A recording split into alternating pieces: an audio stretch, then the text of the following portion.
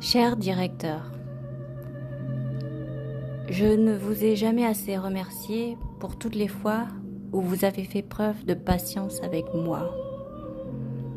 Votre sagesse y a sûrement grandement contribué, car à votre place, qui serait resté serein face à une étudiante aussi délurée que moi? Délurée non pas dans le sens physique du terme, mais dans le sens intellectuel. Une trentenaire qui fait tardivement sa crise d'adolescence en choisissant un sujet comme celui-là, l'histoire de la protection des enfants en temps de guerre, et qui prétend pouvoir étudier ce chaos grâce à une méthode révolutionnaire qu'aucun autre historien de l'époque n'appliquait. Une méthode que j'avais pompeusement appelée percolation, en référence à la cafetière italienne. Je me disais en effet que certains événements historiques ne pouvaient pas être étudiés de manière chronologique, comme cela a toujours été le cas dans l'ancienne école, et que pour rapprocher mon sujet, il fallait que j'invente une méthode globale. Ma percolation consistait à percevoir le temps qui passe comme un filtre à café géant, avec des petits trous qui laissent passer des événements semblant tout d'abord n'avoir aucun lien entre eux. Puis au fur et à mesure que l'eau se réchauffe, tous ces petits événements finissent par fusionner pour donner du bon café. Cette étrange méthode d'approche, je vous l'accorde, cher professeur, n'était pas vraiment scientifique à la base. Mais elle avait l'avantage de m'aider à comprendre le phénomène qui n'avait jamais été encore étudié auparavant. Grâce à la comparaison avec la cafetière italienne, j'avais pu voir comment, sous l'effet de la menace de la guerre totale, ont fusionné dans la première partie du XXe siècle toutes ces petites actions et ces grandes actions de la protection de l'enfance avec la politique européenne de maintien de la paix. L'ébullition de l'eau a permis au grain moulu de se transformer en café. Deux composantes bien distinctes au départ sont devenues sous la pression une seule et unique entité qui ne peut plus revenir à l'état d'avant. Chère mademoiselle, vous vous êtes mariée comme je vous l'avais conseillé, devenue mère au foyer, et pourtant vous vous préoccupez toujours autant de cette étude. Cela ne me préoccupe pas, professeur, mais j'aime bien terminer ce que j'ai commencé, voilà tout. En fait, votre théorie sur la cafetière, ça existait déjà depuis longtemps, hein. On appelle cela de l'historiographie globale. Et ça se pratiquait déjà dans les années 80.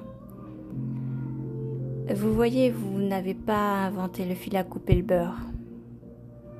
Pourquoi n'avez-vous pas écouté mes conseils lorsque je vous ai dit de relater uniquement les faits et non de chercher à théoriser je ne sais quelle méthode? Je crois que c'est parce que je suis née un peu bornée et j'en suis désolée. Je sais, professeur, que votre but initial, c'était de m'aider à m'insérer dans le monde universitaire professionnel en France. Mais je crois que tout ça vient aussi de la jalousie que j'ai éprouvée à l'époque de notre première rencontre. J'ai tout de suite envié cette étudiante japonaise qui venait de passer sa soutenance et qui recevait tant de compliments de votre part. De quoi vous parlez? De quelle étudiante? Rappelez-vous lorsque nous nous sommes rencontrés la première fois à la sortie de l'université. J'étais venue pour vous parler de mon choix d'études et vous m'aviez fait poireauter pour pouvoir féliciter cette étudiante japonaise qui était venue en France faire une comparaison entre la cuisine française et la cuisine japonaise. Je ne pouvais pas vraiment éviter d'entendre des bribes de votre conversation et de ce que j'en ai compris, les conclusions de ces travaux de recherche revenaient à dire que la cuisine française reflétait l'individualisme du peuple français, contrairement à la cuisine japonaise. Mettez-vous à ma place, j'étais choquée en entendant cela.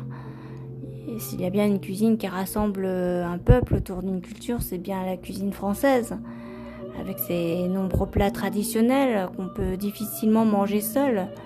Le pot-au-feu, le bœuf bourguignon, la raclette, la tartiflette, le coq au vin, etc. Cette étudiante japonaise avait limité ses recherches à la cuisine française, qui était pratiquée uniquement dans la capitale ou la région parisienne, et qui effectivement concentre, comme toutes les grandes agglomérations, le plus d'individualisme, alors que si elle avait été chez moi, c'est-à-dire par exemple dans le Nord-Pas-de-Calais, dans les campagnes, les villages retirés de la France, elle ne serait certainement pas arrivée au même résultat. Et je vous voyais la félicité de ce travail qui pour moi était complètement biaisé. Puisque une japonaise et un professeur coréen, ils connaissaient aux pratiques culinaires français après tout. Je pensais à ma propre mère qui courait tous les midis en rentrant de son travail pour nous nourrir correctement à la maison et qui repartait au galop pour pointer à temps au travail. Pour moi, ça n'était pas de l'individualisme, ça, bon sang. Enfin, voilà, j'étais déjà en colère contre vous à ce moment-là, alors même qu'on ne s'était échangé aucun mot. Ah, vous prenez tout trop à cœur, mademoiselle. Avez-vous au moins travaillé ce mauvais penchant pendant toutes ces années? Oui, rassurez-vous. Beaucoup de choses m'y ont forcé. C'est bien. Mais maintenant que vous m'expliquez tout ça à cœur ouvert, je comprends un peu mieux votre côté rebelle. Ah, merci de me pardonner, professeur. En réalité, je vous avais trop vite jugé à cette époque. Lorsque cette étudiante japonaise est partie, je me suis sentie gênée après elle de vous parler de mon sujet sur l'histoire des orphelinats coréens. Je m'attendais d'ailleurs à ce que vous trouviez mon sujet complètement farfelu et puis finalement, vous l'avez accepté sans aucune réserve. C'était bien normal, mademoiselle. Comment aurais-je pu refuser un sujet qui traite de l'histoire coréenne? Cela entrait directement dans mon champ de compétences, bien plus que la cuisine française ou japonaise d'ailleurs. Mais il a fallu qu'en cours de route, vous vous entichiez pour cette fameuse méthode globale. Je suis vraiment navrée, professeur. Vous avez dû voir la chose comme une trahison de ma part, mais ce n'était pas le but recherché. Oh oui, je sais. Et puis grâce à vous, j'ai appris des choses sur l'histoire de l'adoption internationale des enfants coréens. Au fond, aucun peuple ne peut prétendre connaître tout de son histoire. Oui, ça c'est certain. L'histoire globale était la seule méthode valable pour étudier la protection des enfants en temps de guerre. Je n'aurais pas pu comprendre le rôle des orphelinats coréens sans étudier le contexte global de cette époque. Vous êtes au moins d'accord avec moi sur ce point, n'est-ce pas? Vous aurez toujours le dernier mot, mademoiselle. Mais je sais très bien que cette méthode vous a permis de contourner votre bête noire, la barrière de la langue coréenne. Mais c'est vous-même qui m'avez dit, cher professeur, que je n'avais pas besoin de parler le coréen pour finir cette étude. Vous vous rappelez? Oui, je m'en rappelle. Mais cela ne vous a pas empêché de voyager en Corée ou dans des pays étrangers comme la Russie, l'Angleterre, l'Allemagne, la Suisse, je crois. Est-ce que vous vous êtes bien amusée pendant ce temps, mademoiselle ? C'est vrai que je n'aurais probablement jamais mis les pieds dans tous ces pays si je n'avais pas entamé cette étude. Et puis j'avais économisé de longues années pour faire tous ces voyages, rencontrer des gens, visiter des lieux incroyables comme la bibliothèque de Moscou et sa cantine quasi gratuite pour les étudiants, le centre culturel de Malmö à Stockholm, les douces et accueillantes montagnes suisses, l'île magnifique de Jeju et voir aussi ce que sont devenus mes vieux amis. Je ne peux pas nier, c'est vrai que cette méthode globale m'a permis de passer les plus belles vacances de ma vie. Mais j'ai quand même collecté des tonnes d'informations sur mon sujet, au moins 30 bons classeurs. Et c'est bien cela qui vous a coulé, mademoiselle. Trop d'informations tue l'information. Comment pouviez faire le tri après tout cela, hein ? Au lieu de faire des notes de synthèse au fur et à mesure de vos collectes, vous avez attendu la dernière minute pour rédiger. Résultat, une suite de démonstrations complètement indigestes. Vous critiquez mon étudiante japonaise de cette époque, mais elle, au moins, s'était donné la peine d'avoir une vraie discipline avec tous ces documents collectés. De plus, elle apprenait le français. Ça n'a jamais été ma préoccupation d'être crédible. Je voulais juste écouter mon instinct et aller jusqu'au bout de mon raisonnement, en dépit même de tout ce que vous me disiez. Ah, c'est bien de le reconnaître, mademoiselle.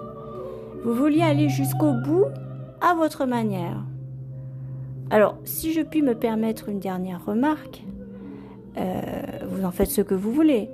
Mais puisque vous vouliez m'entendre une dernière fois, écoutez bien ceci. N'oubliez pas une chose avant d'aborder publiquement ce 3e chapitre sur la protection de l'enfance en temps de guerre. Il y a eu des politiques, soit, mais il y a eu aussi des actions individuelles. Réfléchissez bien à ce que vous voulez mettre en avant. La noirceur d'un contexte ou bien l'éclat qui fait ressortir grandit l'humanité.